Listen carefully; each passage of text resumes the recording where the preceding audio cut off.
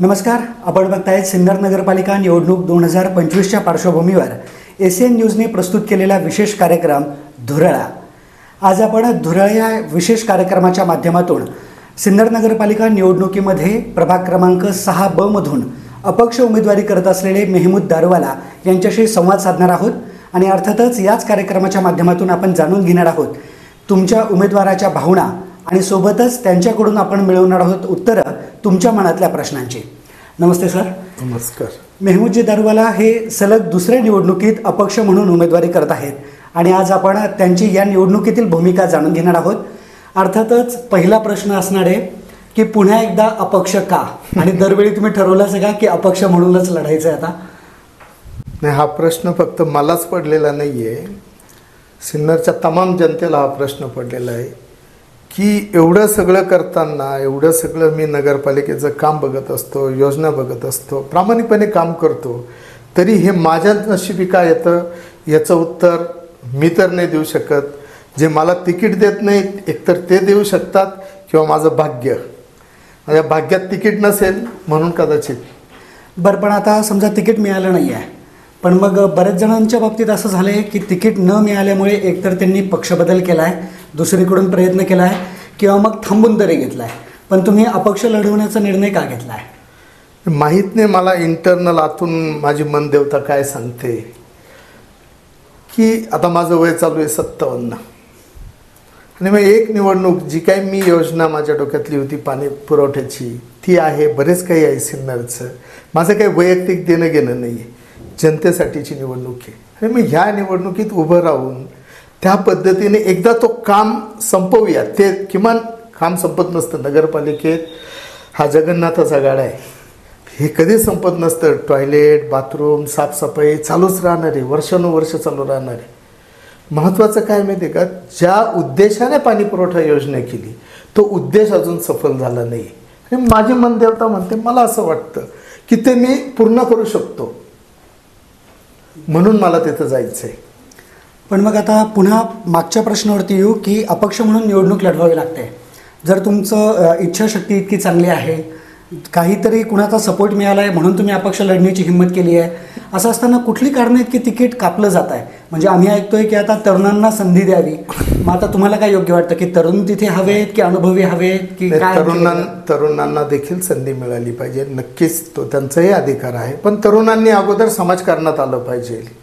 अचानक तुम्ही कुठून तरी येतात, पैशाच्या जोरावर, जातीच्या जोरावर, जे काही त्यांची कारणं असतील, तुम्ही डायरेक्ट तिकीट मागतात, उभे राहतात, ठीक आहे, तो त्यांचा प्रश्न आहे. पण समाजकारणात जसं कोणी काही लोक बऱ्याच दिवसापासून समाजकारणात आहे, लोकांशी त्यांचे संबंध जोडले जातात आणि मग त्यांना असं वाटतं की आपण हे एक माध्यम आहे समाजसेवा करण्याचं, तसं हे पण एक माध्यम आहे.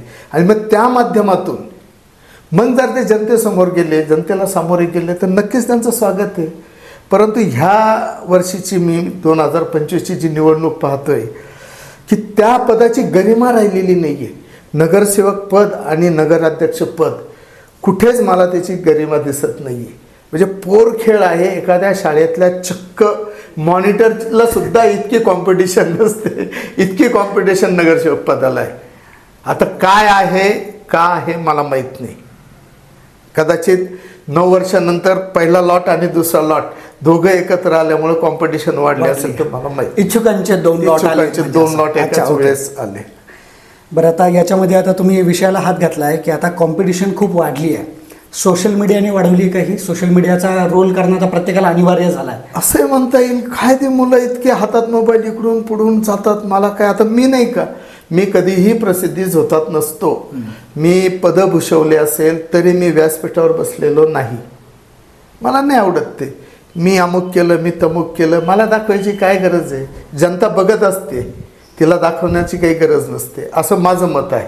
पण हल्लीच्या सोशल मीडियावरून वाटतं की ते बघितल्याशिवाय काही होत नाही, म्हणून मी पण इथं पोहोचलो.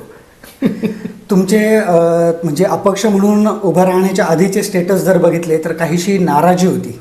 नाराजी आता कायम आहे किंवा ठरवलं आहे की आता हा विरोधी गट झाला आपला किंवा इथे विरोध करून आता आपण सामोरं जायचं आहे म्हणून? नाही, नाराजी स्वाभाविक आहे की ज्या उद्देशाने मी नगरपालिकेत काम करतो, माझा उद्देश असा काही नसतो. मला 1 रुपया लागत नाही. माझं परमेश्वर कृपेने एकदम व्यवस्थित आहे. ते तुम्ही गावात कोणालाही विचारू शकता, नगरपालिकेत एखाद्या अधिकाऱ्याला विचारा, कॉन्ट्रॅक्टरला विचारा. मी व्यक्तिगत स्वार्थ नाही आहे, एक माझ्या मनात लोकांसाठी हे काम करणं गरजेचं आहे, त्यासाठी माझी धावपळ चालू असते. तुमच्या पत्रकात वाचलं आम्ही की मी एक स्थावर व्यावसायिक आहे आणि हा राजकारण माझ्यासाठी व्यवसाय नाही. बरोबर ना, हे माझा mention व्यवसायच करणं- नाही ना. नाही म्हणजे आता काय, काही लोकांना असं वाटतंय की हा व्यवसाय आहे का काय. तुम्ही बघा किती लोक आहे, तुम्ही काही काम धंदा नाही आहे, सकाळपासून संध्याकाळपर्यंत हॅलो लाईट लागली का, पाणी आलं का, अरे काय आहे? पाणीच्या वेळेला येणार आहे, त्याच्यासाठी स्टाफ ठेवलेला आहे. ठीक आहे, काही वेळा त्या माता भगिनींना कळत नाही की कोणत्या वेळेस पाणी येणार आहे. नगरपालिकेने ती सूचना दिली पाहिजे. आणि मी निवडून जर आलो, येणारच आहे, निवडून आलो तर नाही, निवडून येणारच आहे, तो जो वॉलमन आहे तो सगळ्यांना SMS टाकेल. त्यामुळे हे चमकोगिरी करणारे तुम्हाला दिसणार नाही. आणि मग त्यांच्या मनात आहे ना, निवडणुकीला उभं राहावं की नाही राहावं हे ठरवतील ते. अच्छा, त्याचा आधार घेऊन म्हणजे बरेच जण प्रयत्न करतात असं करावा, ते चांगलं काम करतात, ते काही वाईट करता अजिबात वाईट काम करत नाही. पण कुठेतरी ना मग आमच्यासारख्यांना बी लोकांना अपेक्षा असते, तुम्ही का नाही करत. अरे हा आम्ही व्यावसायिक आहे, फुल टाईम 24/7 आम्ही हे नाही ना आमचं. मी तरी वैयक्तिक, मला इतरांचं मी काही हे बोलू शकत नाही. मी तरी ना मोठा विजन घेऊन चालतो. मला आहे ना छोटं विजन नको. मी माणिकराव कोकट यांचा कार्यकर्ता आहे, माझं विजन त्यांच्यासारखंच आहे, मी त्यांच्यासोबतच आहे. छोटं मला आवडतच नाही.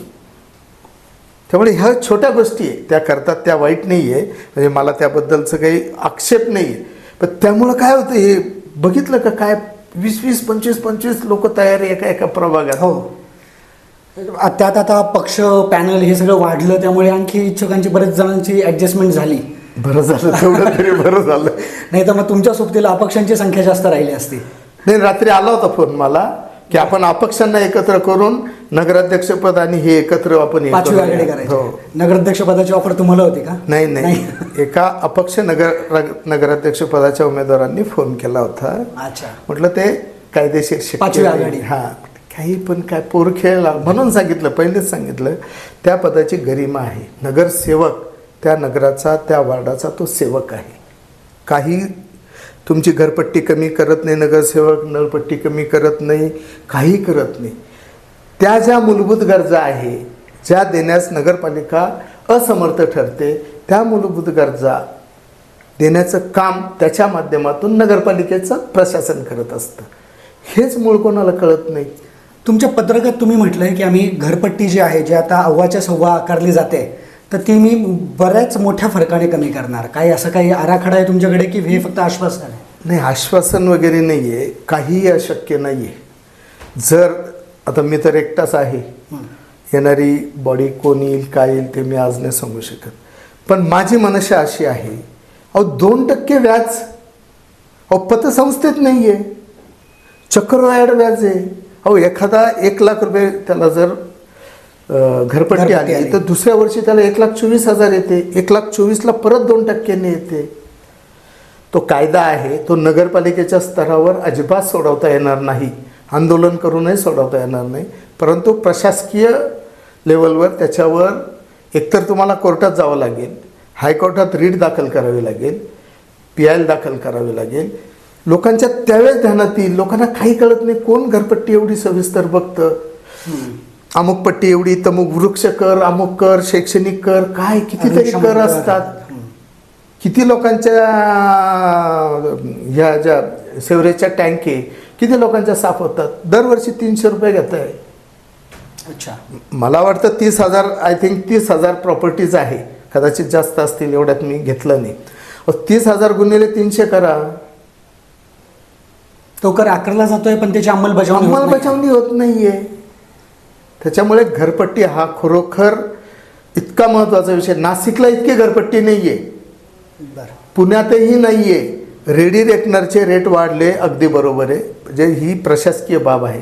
पण याला शासन स्तरावर प्रयत्न करून नक्कीच आपण यश आणू शकतो. याच्यात मला तरी तीळ मात्र शंका. तुमचा मास्टर प्लॅन तयार आहे हो त्यासाठी म्हणजे? हो हो. घरपट्टीवरून आपण थोडंसं पाणी विषयाकडे जाऊया. काय ती सिन्नरकरांची तहान आहे ना, म्हणजे सगळी गोष्टी होतात आणि आता पुन्हा एकदा म्हणजे विरोधकांनाही बोलायला ते झालं आणि अनुभवायला पण झालं सगळ्या नागरिकांना. भर दिवाळीत 8 दिवस पाणी नाही.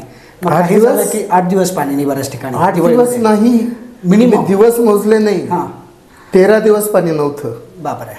आणि सिन्नरकरांची मी खरंच आभारी आहे त्यांचा, की त्यांनी सहनशीलता दाखवली.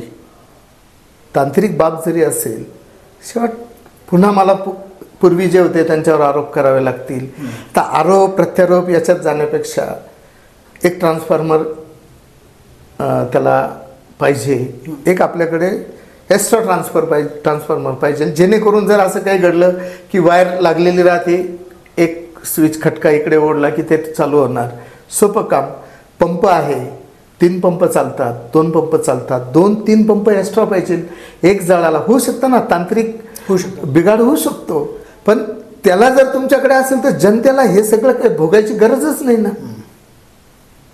हे सगळं भोगायची गरज नाही. आणि मग त्याच्यामुळे काय होतं की पाणी लेट येतं. आता माझा तर पाणी पुरवठा 100% माझा आवडता विषय. सभापती म्हणून तुम्ही ते भूषवलं पण आहे मी नगरपालिकेत. पाणी पुरवठा माझा 100% आवडता विषय. अहो तुम्ही सांगा, मी 10 वर्षापूर्वी 9 वर्षापूर्वी मी पाणी पुरवठा सभापती होतो. 50 लाख लिटर दारण्याचं यायचं, 15 लाख लिटर आम्ही MIDCचं पाणी घ्यायचो. आता 65 लाखमध्ये मी एक दिवस आड पाणी देतच होतो ना. मी म्हणजे प्रशासकीय वतीने माझ्या अंडर मी देतच होतो. 2 कोटीच्या वर आहे पण पाणी. 2,25,00,000 लिटर पाणी आहे. मग कुठे अपयश येतं? ही सगळी अनियमितता आहे. आमच्या काळात 7 वाल्मन होते, आता 57 आहे. जी पाणीपुरवठा योजना बनवल्या गेली त्याप्रमाणे तो जो DMA असतो, ज्या पद्धतीने इथे एक वाल्ववर किती झोन आहे, किती भागात पाणी गेलं पाहिजे, तसं काहीच झालं नाही. 2 कोटी रुपये खर्च करून वॉटर ऑडिट केलं, हायड्रोलिक मॉडेलिंग केलं. ती योजना ज्या पद्धतीने चालवायला पाहिजे होती ती प्रशासनाकडून नाही चालवली गेली. यात कोणत्याही नगरसेवक अथवा नगराध्यक्ष कुणाचाही हात नाही. हे प्रशासनाचं काम आहे, लोकप्रतिनिधीचं थोडी काम आहे टेक्निकल. नाही, पण मला थोडंसं टेक्निकल कळतं, हौस असल्यामुळे मी शिकून घेतलं. म्हणून मला विश्वास आहे की मी जर निवडून आलो तर मी पहिल्या प्रथम कोणीही काही कोणाचीही सत्ता येऊ 26 जानेवारीपासून रोज 1 तास पाणी देईल. हो, मोटरी वापरतात आपल्याकडे, काय गरज आहे मोटर वापरायची? आपला हेड 25 मीटरचा आहे, 5 मजल्यापर्यंत आपलं पाणी जाईल नुसत्या प्रेशरने. असं काम केलेलं आहे. माहीत नाही आता त्यामध्ये मग काही ठिकाणी अडथळा येतो का? आम्हाला आठवतं, कारण की ज्यावेळेस तुम्ही पाणीपुरवठा सभापती होते त्यावेळेस काही कठोर निर्णय तुम्हाला घ्यावे लागले. अवैध पाणी कनेक्शन्स कट करणं असेल, काय असेल, त्याला हात घालून काय असतं ते फार छोटं असतं.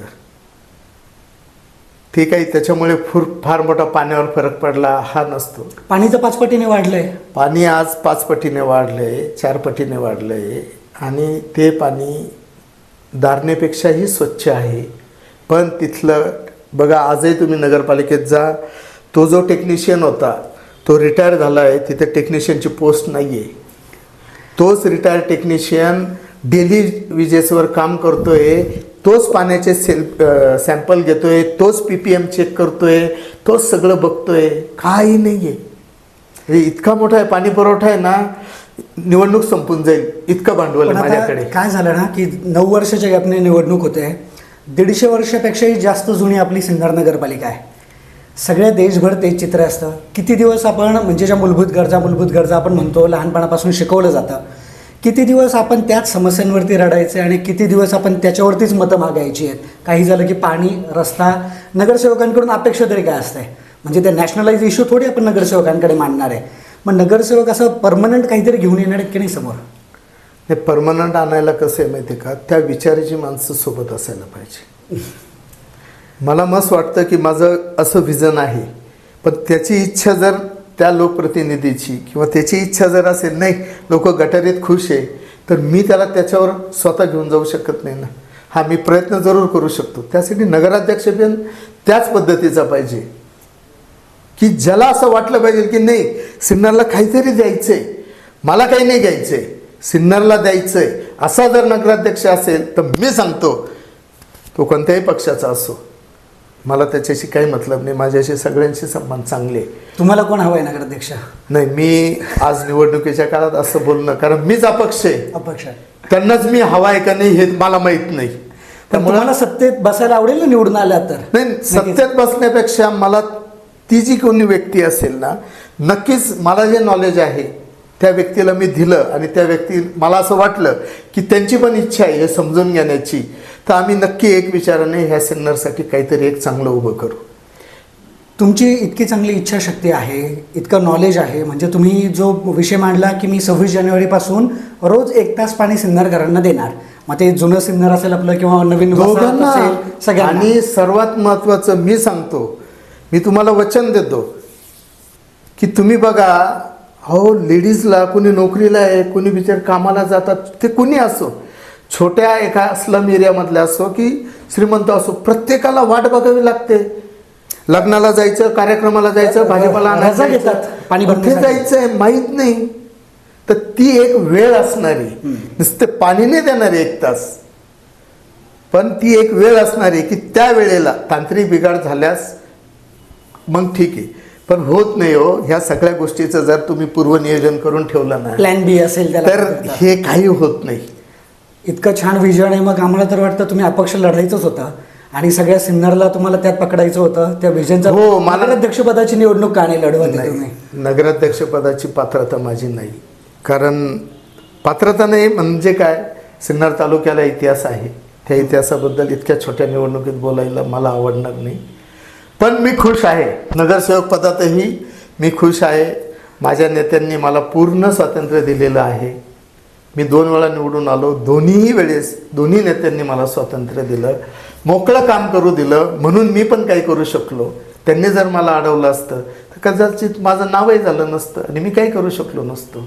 तुमचं चांगलं नाव झालं पाण्याचं काम करताना, पण कधी कधी आम्ही बघतो की टीकेची झोडसुद्धा तुमच्या नावाला उठते. म्हणजे 2-3 प्रसंग तर आम्ही असे बघितले की मेहमूद दरवाला आणि वाद किंवा काहीतरी मोठी टीका असं काहीतरी कॉम्बिनेशन तिथे आलेलं आहे. नाही, तो वाद नसतो. ॲक्च्युली काय असतं, एखादी गोष्ट समजावून सांगताना कदाचित मी कमी पडत असेल, त्या सभागृहात सांगताना किंवा अध्यक्षांना सांगायला किंवा प्रशासनाला सांगायला, आणि मग एकच गोष्ट वारंवार सांगितल्यावर होतो मी चिडतो, नक्की चिडतो, पण मी माझ्या स्वार्थासाठी किंवा फायद्यासाठी नाही चिडत, मी माझ्या जनतेसाठी चिडतो.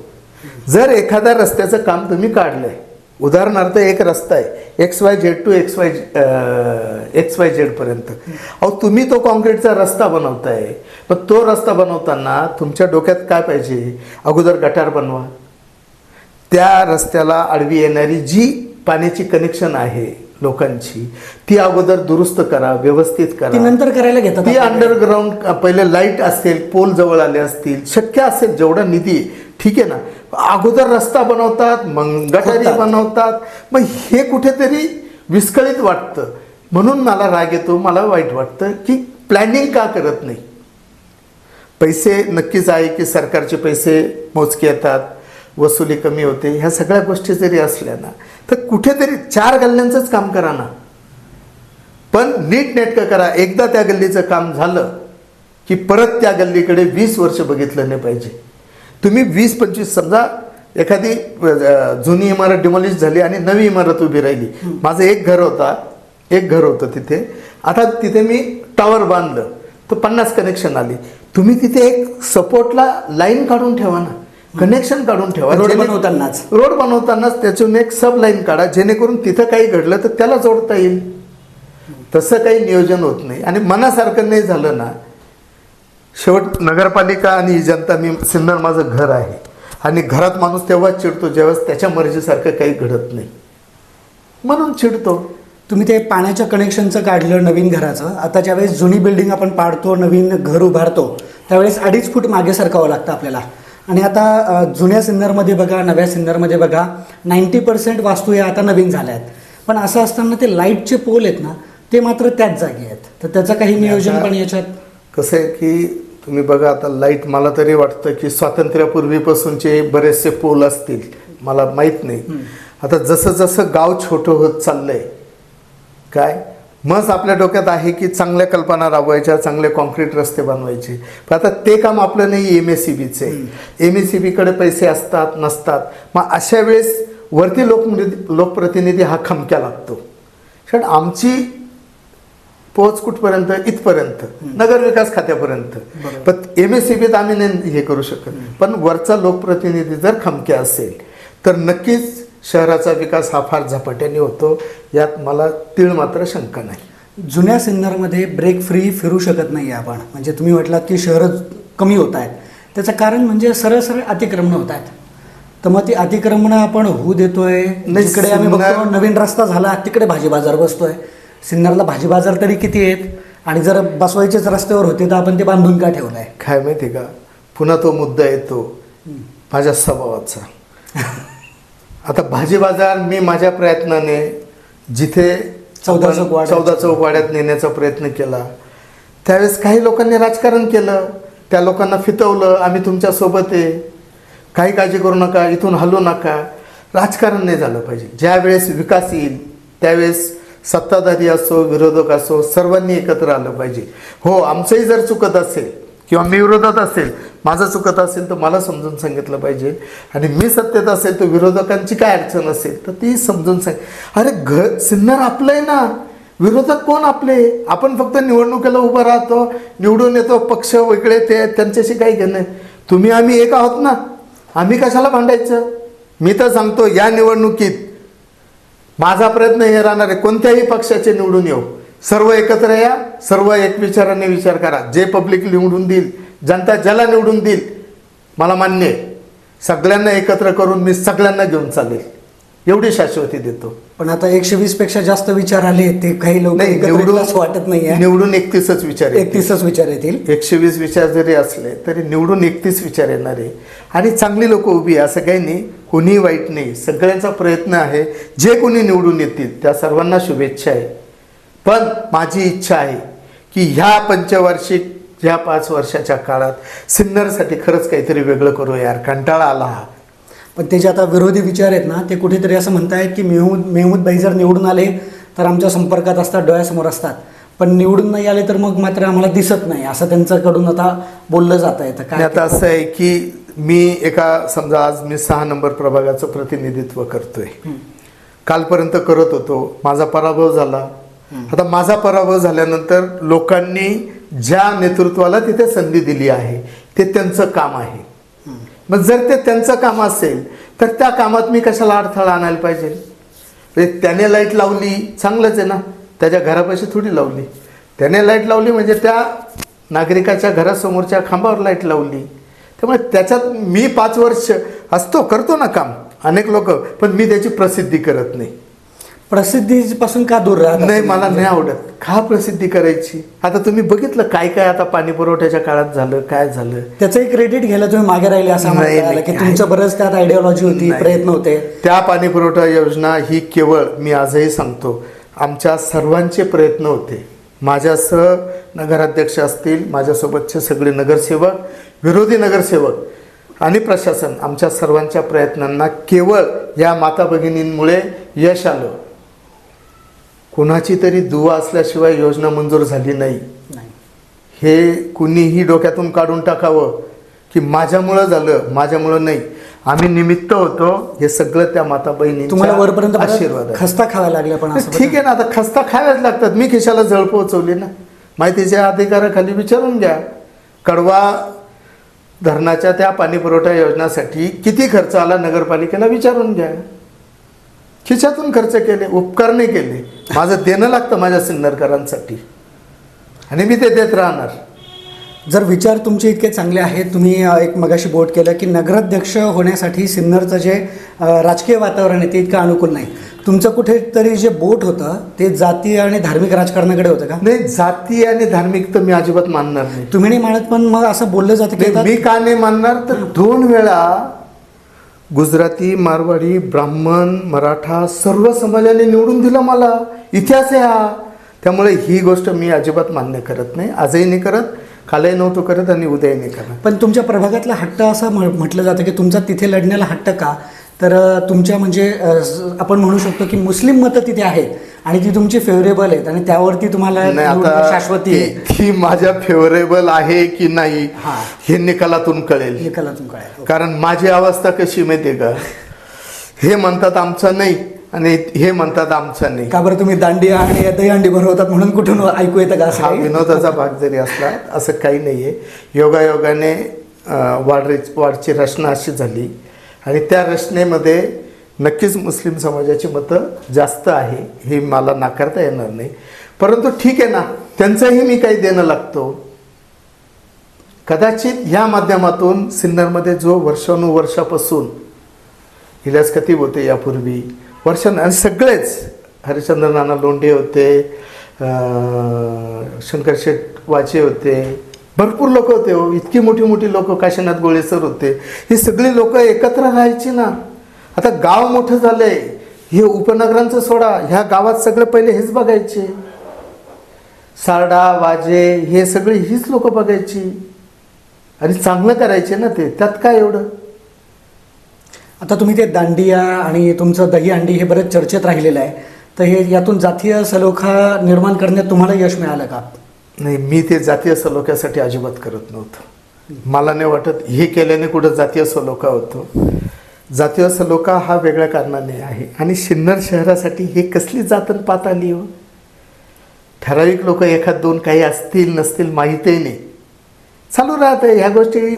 ह्या काय विचार, सकारात्मक विचार करायचा, हे काय याच्यावर काय चर्चा करायची. मी काय चांगलं देऊ शकतो सिन्नरकरांसाठी हे मला विचारा.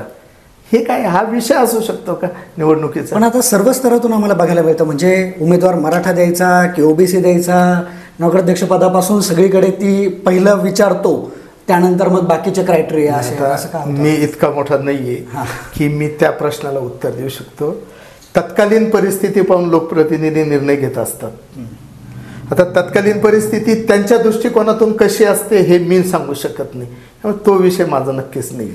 तुम्ही बाहेर असताना सुद्धा लक्ष ठेवून होते आणि काही गोष्टी तुम्हाला आवडल्या नाही. मध्यंतरीच्या काळात म्हणजे भंगार विक्रीचा काय विषय होता तो एक, आणि घनकचऱ्याचा एक विषय होता. हे दोन्ही तुमच्या मनाला न पटणारे विषय होते जे तिथे घडले आणि तुम्हाला त्यात काही खंत होती किंवा विरोध होता असं ऐकण्यात आलं. माझा विषय कसा आहे माहिती का, मी सिन्नरकरांना कदाचित माहीत नसेल तर मी मुंबई हायकोर्टात स्वतःच्या नावाने PIL दाखल केली होती. ओके. मी काही गाजावाजा करतच नाही. PIL दाखल केली होती. सिन्नर शहरात आणि उपनगरात ही जी घनकचरा व्यवस्थापन आपली सिन्नरचीच मुलं आहे, आपलीच मुलं आहे, जवळपास 100-110 मुलं आहे. अहो त्या गाळात कचऱ्यात घाणीत हात घालतात. पगार काय मिळतो? 7,000-8,000. मला सांगा का त्यांच्याबद्दल माझ्या प्रभागातला एकही सफाई कामगार नाही, तरीही मी स्वयंस्फूर्तीने मला असं वाटलं की यांच्यासाठी काय करावं, यांना किमान वेतन मिळावं, म्हणून मी हायकोर्टात गेलो. हायकोर्टात जेव्हा गेलो तर यांना परत सुचलं की आता यांना किमान वेतन दिलं पाहिजे. त्या पद्धतीने आता गेल्या 2 वर्षापासून किमान वेतनची निविदा काढली आहे आणि त्याप्रमाणे त्या लोकांना 16-17 हजार रुपये पगार मिळतोय. दुवा तर देत असतील का नाही मला, ते नसेल देत, हृदय तर दुवा देत असेल, बस झालं, आपला हाच नफा आहे. तर हे जे तुम्ही जे म्हणतात ना घनकचरा किंवा भंगार, हे भंगार विक्री म्हणजे काय?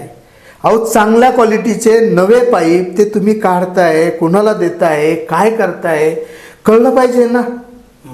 म्हणून तो प्रयोग होता. तो ते चोरी करून विकत होते की काय होतं, माझा असा आक्षेप नव्हता. माझा आक्षेप होता की हे कुठे घेऊन चालले. आणि त्यांनी त्यावेळेस माझ्यासोबत अनेक बाकीचे पण माझे सहकारी होते, पण ते कशासाठी नेत आहे हे तर सांगितलं पाहिजे. ती मालमत्ता नगरपालिकेची म्हणजे आमच्या जनतेची मालमत्ता आहे. एक नागरिक म्हणून मला अधिकार आहे. बरोबर. बाकी घनकचऱ्यामध्ये मी 5 कोटी 7 कोटी हो खर्च, मी तुम्हाला सांगतो ना, निवडून येऊ द्या मला, हो सगळं बाहेर काढतो, सुतासारखे सरळ करील मी.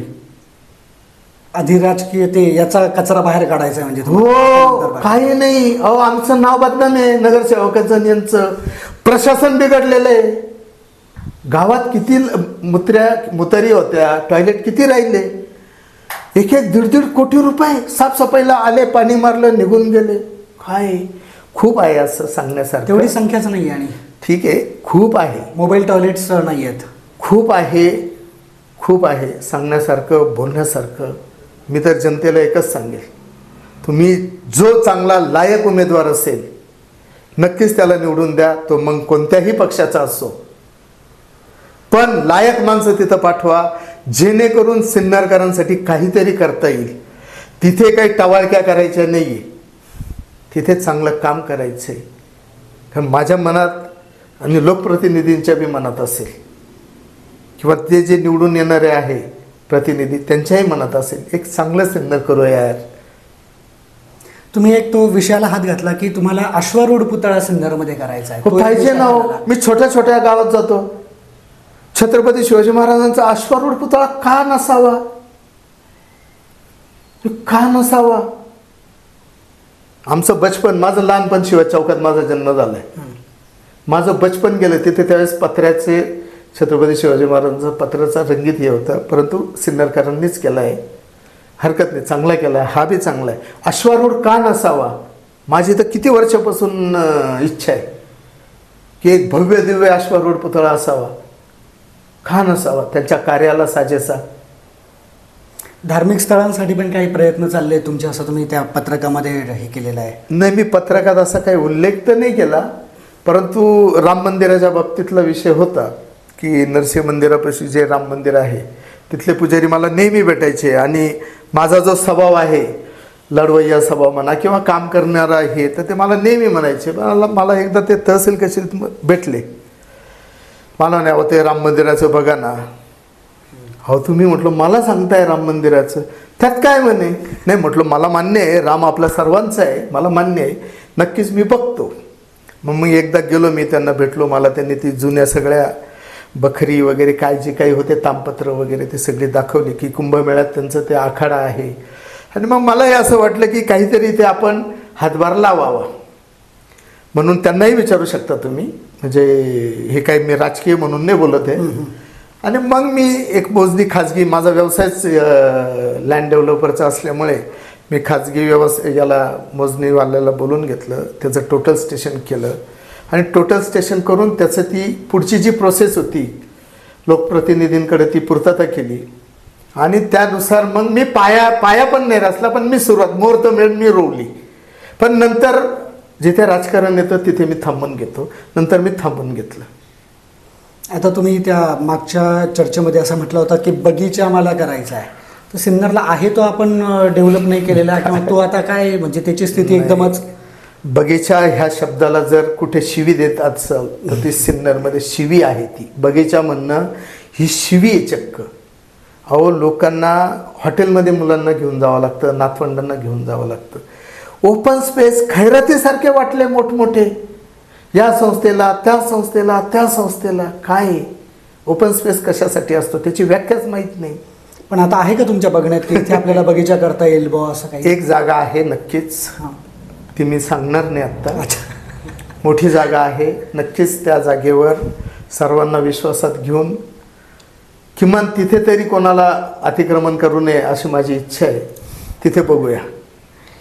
यामध्ये आता तुम्हाला जसं म्हटलं की नगराध्यक्ष तर तुम्ही कोण आहे हे सांगायचं सध्या तरी तुम्हाला इच्छा नाही, किंवा तुम्हाला सगळे ओके वाटत असतील किंवा वाटत असेल की मी तिथे जाऊ शकलो असतो.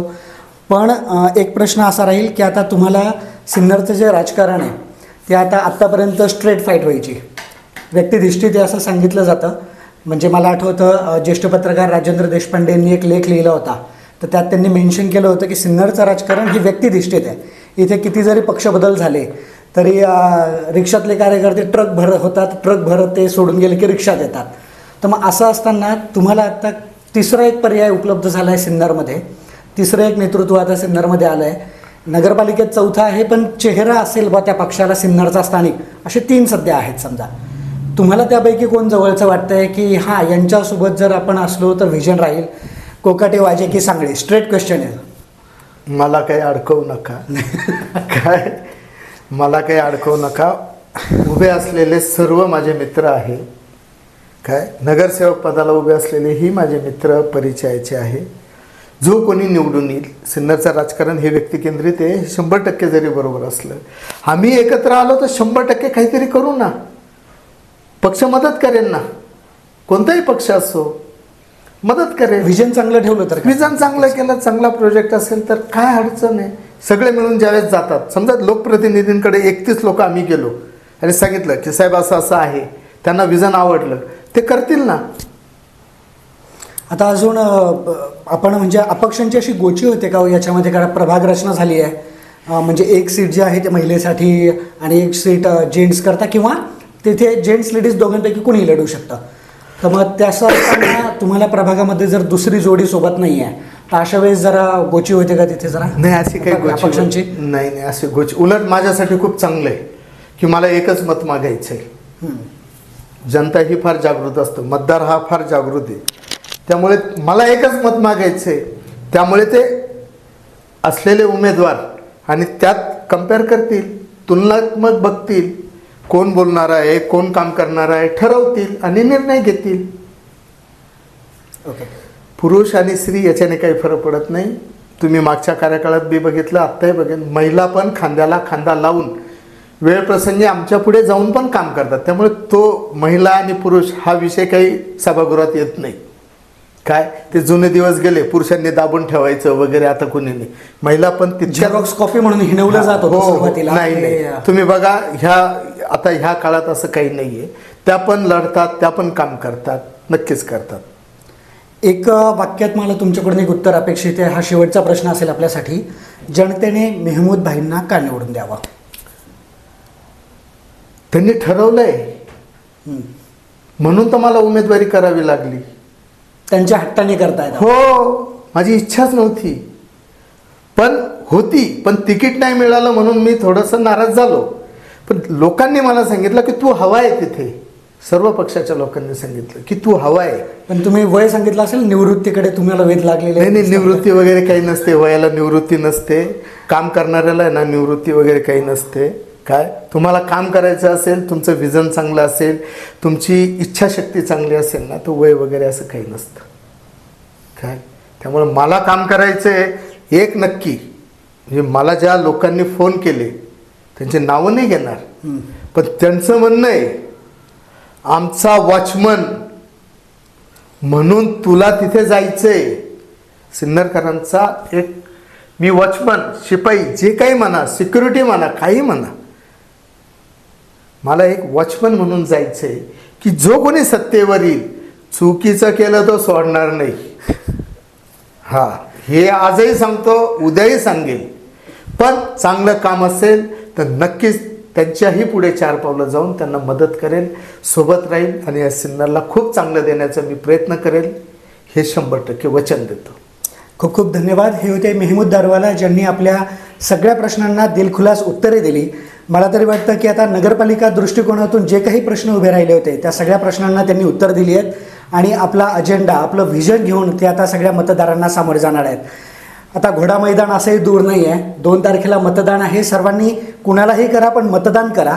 3 तारखेला सगळे निकाल आपल्यासमोर असतील आणि मग त्यानंतर पुन्हा एकदा आम्हाला तुमच्याशी संवाद साधायला आवडेल की वॉचमन नगरपालिकेत पोहोचलेत का आणि त्यांची कार्यप्रणाली कशी आहे त्यावर आमची सुद्धा कुठेतरी नक्कीच नगरपालिकेत पोहोचणार, काळजी करू नका.